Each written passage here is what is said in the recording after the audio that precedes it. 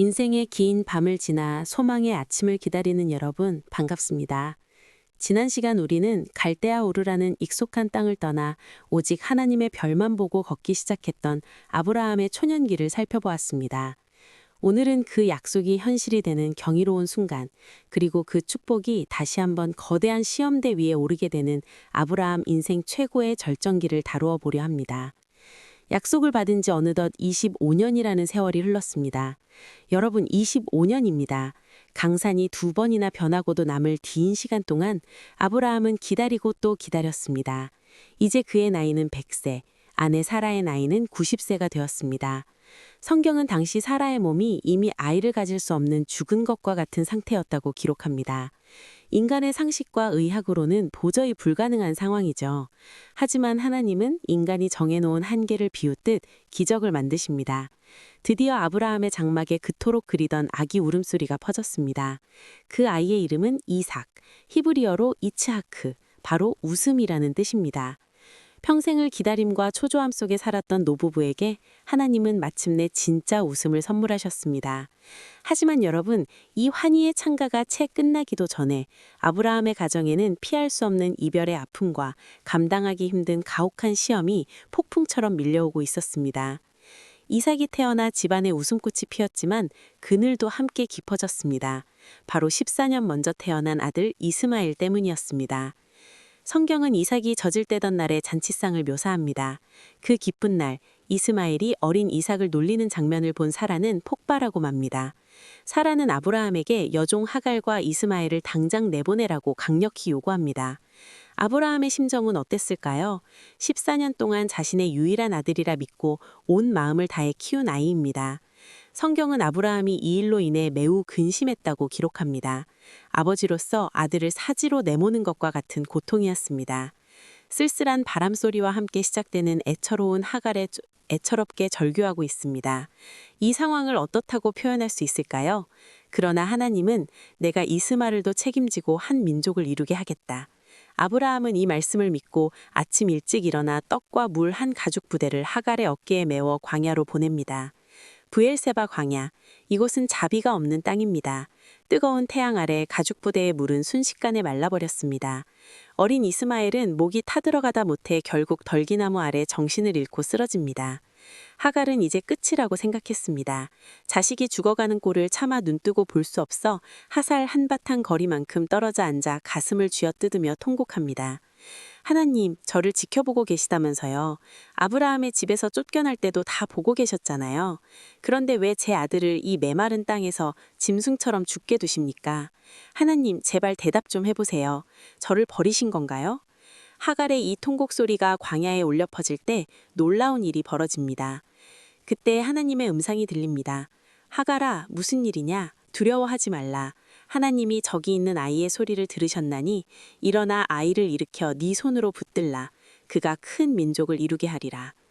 여러분, 하나님은 하갈의 눈을 밝히셨습니다. 그러자 방금 전까지 보이지 않던 샘물이 보이기 시작합니다. 하갈이 죽겠다고 울부짖던 그 자리가 사실은 하나님의 생명수가 예비된 축복의 자리였습니다. 잠시 안내 말씀드립니다. 여러분, 지금 이 하갈의 이야기가 여러분의 마음을 울리고 계신가요?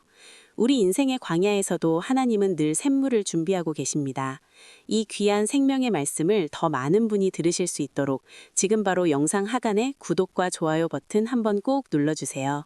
여러분의 작은 클릭 하나가 복음이 전 세계로 퍼져나가는 큰 힘이 됩니다. 자, 이제 더 놀라운 아브라함의 시험 이야기로 이어가겠습니다. 하갈과 이스마엘을 떠나보낸 후 아브라함은 이삭을 애지중지 키우며 평온한 세월을 보냈습니다. 그런데 어느 날 갑자기 하나님으로부터 이해할 수 없는 가혹한 명령이 떨어집니다. 네 아들, 네 사랑하는 독자 이삭을 데리고 모리아 땅으로 가서 그를 번제로 드리라. 이 명령은 아브라함의 모든 세계를 무너뜨리는 소리였습니다.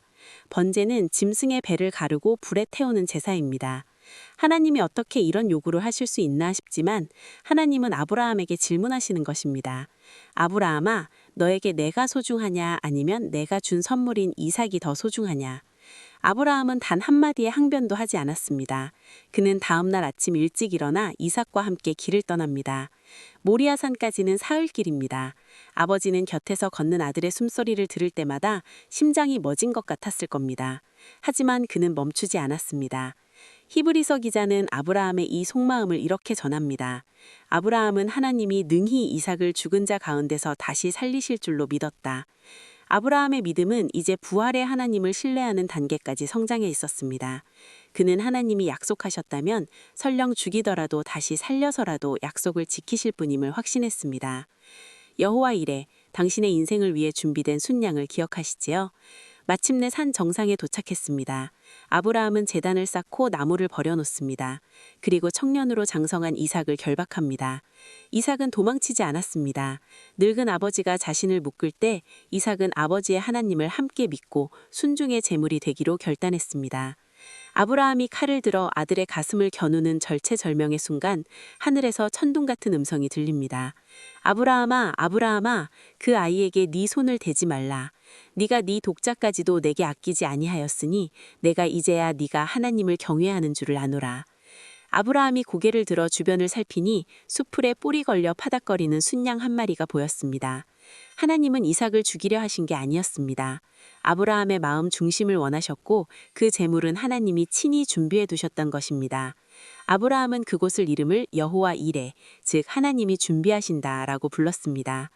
이 사건은 인류 구원 역사의 거대한 예고편입니다. 아브라함이 차마 죽이지 못했던 그 아들 이삭 대신 훗날 하나님은 자신의 하나뿐인 아들 예수 그리스도를 이 땅에 보내셨습니다. 아브라함의 순종은 결국 우리를 살리시기 위한 하나님의 독생자 예수 그리스도의 희생을 미리 보여주는 거룩한 그림자였습니다. 이 동영상을 보시는 분은 거의 다 아시고 계시는 구절구절이며 이야기이며 말씀이라고 생각합니다. 그러나 그냥 무심히 지나치지 마시고 언제나 우리가 불조심하듯이 사단의 유혹 속에서 나를 점검하시는 시간으로 끝까지 시청해 주시기 바랍니다. 오늘도 여호와 이레의 하나님과 함께 승리하는 하루 되시길 축복합니다. 끝까지 시청해 주셔서 감사합니다.